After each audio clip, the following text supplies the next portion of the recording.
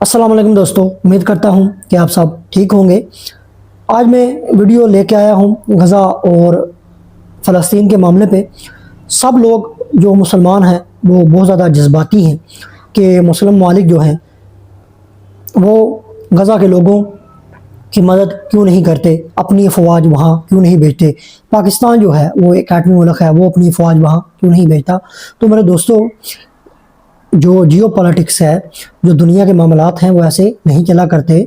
آپ کو تاریخ میں یہ یاد ہونا چاہیے کہ جب صلیبی جنگوں کا آغاز ہوا تھا تو 1051 میں جب صلیبیوں نے آ کے یروشلم پہ قبضہ کر لیا اور 4 جو ان کی کروسیڈر سٹیٹ تھی وہ بن گئیں، انطاکیہ، طرابلس، یروشلم اور اینٹیوچ۔ جب یہ بن گئیں اس کے بعد مسلمان بے بس تھے، ٹھیک ہے۔ عباسی خلافت موجود تھی، وہ سلجوقوں کے ذریعے اصل تھی۔ سلجوقوں کی 2 ریاستیں تھیں، ایک سلجوق روم تھے اور دوسرے سلجوق جو تھے وہ عراقی کرد تھے، جو ان میں بڑھ چکے تھے۔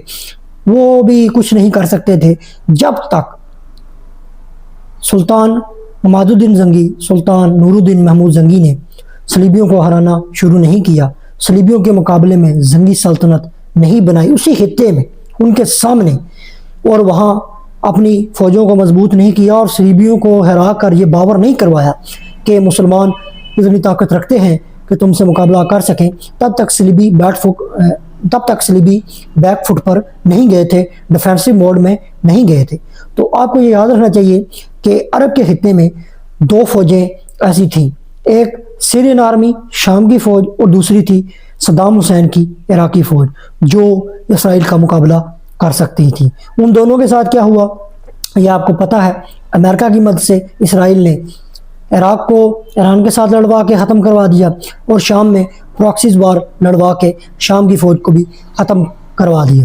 جب تک اس خطے میں کوئی ایک ایسی اسلامی ریاست، ایک ایسی اسلامی حکومت وجود میں نہیں آتی جو اتنی پاورفل ہو، اتنا اسلحہ رکھتی ہو اور اتنا پریشر اسرائیل پر قائم کر سکے، کیونکہ پاس ہوں گے تو ان پر پریشر قائم ہوگا کہ یہ ہمارے ساتھ ہیں، یہ کچھ بھی کر سکتے ہیں، تب تک فلسطین کی عوام کا مسئلہ حل نہیں کیا جا سکتا۔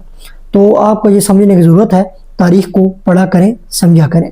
جذباتی باتیں جو ہیں وہ کسی بھی مسئلے کا حل نہیں ہوتی۔ ابھی جو ایک پیس ڈیل ہوئی ہے، ہمارے بہت سے پاکستانی اس کو کرٹیسائز کر رہے ہیں، پیس ڈیل سے غزہ والے واپس آ رہے ہیں، زندگی جو ہے وہ معمول پر آ رہی ہے، اور حماس جو ہے وہ اب یہ جان چکی ہے کہ وہ بالکل بھی لڑنے کے قابل نہیں رہے۔ نہ تو ان کے پاس ابھی وہ جو بیلسٹک میزائل جو تھے وہ فائر کرتے تھے اسرائیل پہ، ختم ہو چکے ہیں۔ لبنان میں جو حزب اللہ تھی اس کو ڈیمالش کیا جا چکا ہے۔